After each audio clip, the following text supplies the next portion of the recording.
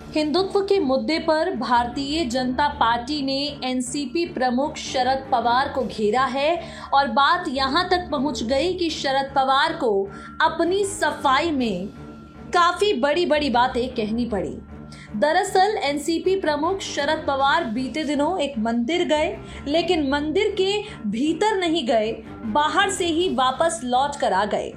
अब शरद पवार की video viral हो जाने के बाद विपक्षी दलों से कई लोगों ने सवाल खड़े किए। शरद पवार को लेकर भारतीय जनता पार्टी से भी सवाल किया गया। पुणे के दगडूशेठ मंदिर की जमीन को लेकर लंबे समय से विवाद चल रहा था। इस जमीन को मंदिर ट्रस्ट को सौंपे जाने की मांग चल रही है।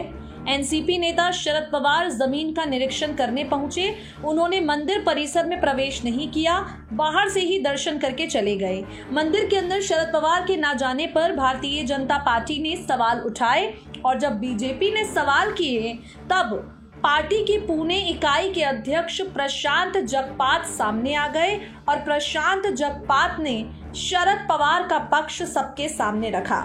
प्रशांत जगपात का कहना है शरद पवार मंदिर के अंदर जाना चाहते थे, लेकिन उन्होंने मांसाहारी भोजन किया हुआ था, इसीलिए मंदिर के अंदर नहीं गए और बाहर से लौटकर आ गए।